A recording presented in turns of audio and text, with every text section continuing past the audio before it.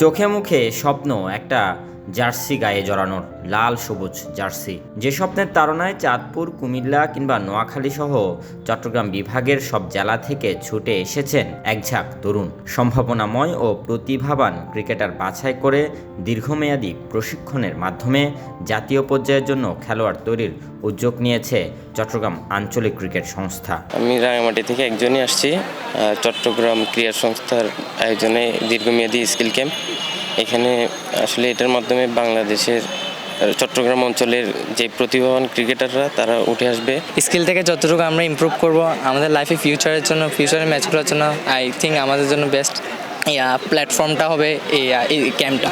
যে 20 জনের স্কোয়াডটা করবো এখানে যাতে থাকতে পারি ভালো করে, তারপরে এখান থেকে ডিভিশনের জন্য আমাদের অনেক হেল্প হবে, যাতে আমরা কোচ আছে এখানে ডিভিশন কোচ, ওনার সাথে যাতে পরিচিত হতে পারি ভালোভাবে। অনেক বড় সুযোগ, এখান থেকে বলছিল ভালো কিছু করতে পারবো। এফোর্ট দিয়ে আমরা এখান থেকে একটা আপার স্টেজে যাব। এখান থেকে আগামীর ক্রিকেটারের খোঁজে চট্টগ্রাম বিভাগ। এই প্রতিপাদ্য নিয়ে বিভাগের 11টি জেলা থেকে বাছাই করা হয়েছে 75 জনকে। তাদের নিয়ে চলবে 21 দিনব্যাপী স্কিল ক্যাম্প, যেখান থেকে করা হবে 4টি দল। আয়োজন হবে টি20 ও টেস্ট টুর্নামেন্ট।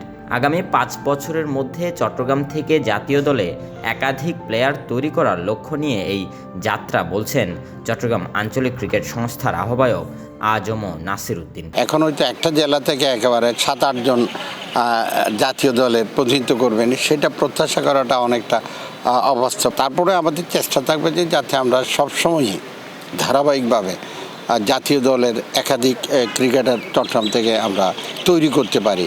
সেই লক্ষ্য নিয়ে মূলত আমরা এই যে ক্রিকেটারদের খোঁজে চট্টগ্রাম বিভাগ এই স্লোগানে আমরা স্কিল ক্যাম্প শুরু করতে, প্রথম বাছাই পর্ব শেষ হচ্ছে।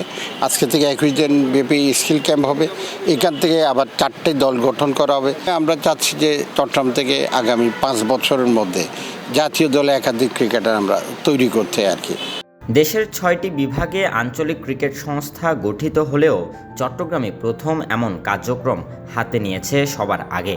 এসব প্লেয়ারদের নিয়ে নানা পরিকল্পনার কথা জানিয়েছেন ক্যাম্পের প্রধান কোচ মমিনুল হক। এটা আসলে রিজিওনাল ক্রিকেট অ্যাসোসিয়েশনের প্রথম অ্যাক্টিভিটিস। তো আমরা এটা প্রতিটি জেলা থেকে মিলে আমরা টোটাল 11টা জেলা থেকে আমরা 75 জন ছেলে এখানে বাছাই করে আনছি। তো এটার আসলে প্রথমে 3 সপ্তাহের যে ক্যাম্পটা হবে স্কিল ক্যাম্প, এখানে আমরা যথাসাধ্য চেষ্টা করব ওদেরকে বেস্ট প্রশিক্ষণটা দেওয়ার জন্য, ঠিক আছে। এরপরে ওখান থেকে ওরা ওদের মান যাচাইয়ের মাধ্যমে ওদেরকে আমরা মূল স্কোয়াডে আনবো, যেখানে 4টা টিম হবে। 4টা টিম হয়ে লঙ্গার ভার্সন ম্যাচ হবে একটা, ওটা একটা টুর্নামেন্ট। আর সেকেন্ড ফরম্যাট যেটা হবে সেটা একটা ওয়ান ডে ফরম্যাটের একটা টুর্নামেন্ট হবে। বুধবার বিকেলে সাগরিকার জহুর আহমেদ চৌধুরী স্টেডিয়ামের অনুশীলন মাঠে স্কিল ক্যাম্পের উদ্বোধনী অনুষ্ঠানে প্রধান অতিথি হিসেবে উপস্থিত ছিলেন বিসিবি পরিচালক ও আঞ্চলিক ক্রিকেট সংস্থার আহ্বায়ক আজম নাসির উদ্দিন।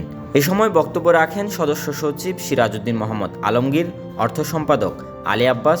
উপস্থিত ছিলেন জেলা ক্রীড়া সংস্থার কাউন্সিলর ও সদস্যবৃন্দ। Robin Dasgupta, news now 24, Chittagong.